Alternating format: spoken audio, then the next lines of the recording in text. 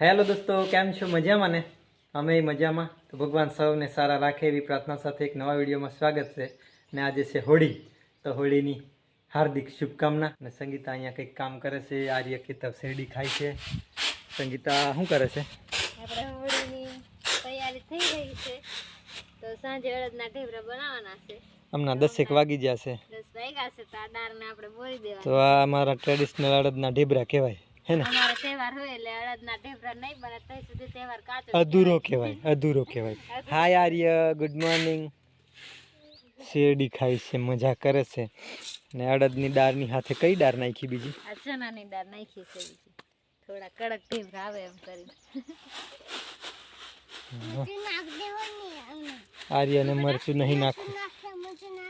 મરચું નાખ્યા વગર બનાવવું સારું. આર્ય તો કીધું હતું કે મરચું નાખતી નહીં હોય. તો હોળીનો તહેવાર એટલે કહેવાય પેલા, હે? હા હા, જોરદાર પાણી નાખીને હાલું થઈ ગયું. આપણે વાટી દઈશું ને પછી ઢેબરા બનાવીશું. ઓહ, અને આજે આપણે છે ને જઈશું ગામની હોળી તૈયાર કરશે તો જઈશું ત્યાં. અને ભીંડામાં દવા છાંટવાનું એવું બીજું ખેતી કામ તો રહ્યા જ કરે છે. અને સાથે સાથે આપણે મેળામાં પણ ફરતા આવીએ છીએ અને તમને બતાવીએ અને અમે ફરતા આવીએ. અને તમારો સારો એવો સપોર્ટ મળી રહે એ બદલ આપનો દિલથી આભાર, હે ને? ખેતી કામમાં પાછા જવું પડે, નહીં તો અમારે પાછા કેવું કહેવાય કે ખેતી અમારે અટકી જાય. બધે એમ બહાર ફરવાનું ચાલુ કરી દે ને તો બધું અમારે પછી બહારથી લાવીને ખાવાનું થઈ જાય એવી પરિસ્થિતિ આવી જાય. હોળીનો તહેવાર વિશે શું કંઈક કેવું છે મિત્રોને આપણે આજે? હોળીના દિવસે તો કઈ કહેવું નહીં, પણ ધૂળેટીના દિવસે સામે શાંતિથી ધૂળેટી રમવું. પાણીનો બગાડો છો કરવો, કલર જાય એવો કેમિકલ વાળા વગરનો ઉપયોગ ના કરવો. કહીએ બીજું તો શું કહીએ. સરસ. બપોરે આ એકદમ દેશી પાપડી કહેવાય, સાદી પાપડી બનાવે છે, અંદરૂનવાળી પાપડી, મીઠું ની કઈ જ નહીં એમાં. તો આવી રીતે બને છે.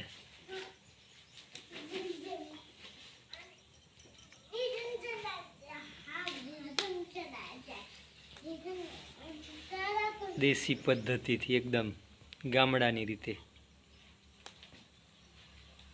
હારામ હારી ખાવામાં, કશું નાઈ ખા વગરની. એટલે નહીં સંચારો નહીં, જીરું નહીં, મીઠું નહીં. હવેલી કાઢવાની કે અને આ પાપડી ભલે એમ કઈ નાખ્યું નહીં પણ ખાવામાં બહુ જ સારી, હે ને? પોચી લાગે. તો આ રીતે એક મુકાય, એક બે થાળીથી થાય. હવે આ જુઓ ને, કામમાં અટવાઈ ગયેલા એટલે હોળીના દિવસ જ બને છે આજે પાપડીઓ. કામમાં પડી ગયેલા એટલે નહીં બને. બફાયેલી પાપડી આ રીતે થાળી પરથી ઉકેલીને આ રીતે જુઓ ને, આ થોડી વારમાં સુકાઈ જાય. અને એનો લોટ આવો બનાવેલો છે. આ જુઓ, ખાલી ચોખાનો લોટ છે.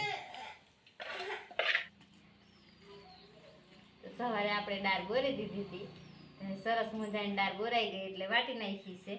તો હવે આપણે સ્વાદ પ્રમાણે આ બધા મસાલા નાખી દઈએ અને દાળને તૈયાર કરી દઈએ. પછી થોડી વાર એને આપણે ઢેબરા બનાવવાના છે. તો આપણે આ દાળ કેવી રીતે વાટી એનો વિડીયો આપણને છેલ્લે જોવા મળશે. આજે નથી આપણે લીધું વિડીયોમાં. તો હવે આપણે આ દાળને બધા મસાલા એડ કરી દઈએ સ્વાદ પ્રમાણે. તો આપણે આ મરચું વાટેલું છે, લીલું લસણ ને આદું ને બધું નાખીને નાખવાનું છે. દાળમાં બધા મસાલા નાખીને આપણે તૈયાર કરી દીધા છે. હવે આ દાળને થોડી વાર રાખી મૂકશું એટલે સરસ મજાના અડદના ઢેબરા ફૂલે એમ.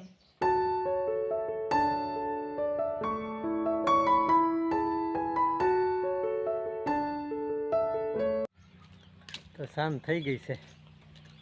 આર્ય ખેતર બધા રમે છે ને આપણે અહીંયા પપ્પા દવા છાંટી દીધી અને પશુઓને બાંધવાનો ટાઈમ થઈ ગયો છે. સંગીતા બનાવે છે અડદના ઢેબરા. તો આપણે જઈશું હવે. પેકમ બનાવે છે એ ભાળશું અંધારામે. ખાખેડીનો પોંડો લાવીને આના વગર તો ઢેબરા થબાય, હે ને? હા, ચૂલો સળગાવીને તેલ ગરમ કરી દીધું છે ને અડદના ઢેબરા બનાવવાનું ચાલુ કર્યું છે. તારે શું નાના બનાવવાના એમાં? મોટા મોટા ઢેબરા બનાવી દે. આ રીતે આ પાન શું કામ જરૂર પડે ત્યાં જુઓ, એના વગર ચાલે ને. ખાલી દીધા છે એક સુપડું ભરી. અને આ છે ચોખાનો લોટ પાતળો કરેલો છે. આમાં છે ને મેથી નાખેલી છે અને લીલા મરચાં નાખેલા એને લોટનો ઢેબરો એવું કહેવાય. લોટના ઢેબરા બનાવવાના, અડદના ઢેબરા અને સાથે ચટણી. તા કલડે બેઠી મમ્મી હા બનાવશે ઢેબરા. જોજો મમ્મી હવે નાખશે અડદના ઢેબરા પહેલા નાખશે. લોટના ઢેબરામાં થોડું તેલ ઓછું જોઈએ એટલે થોડા પછી નાખવાના.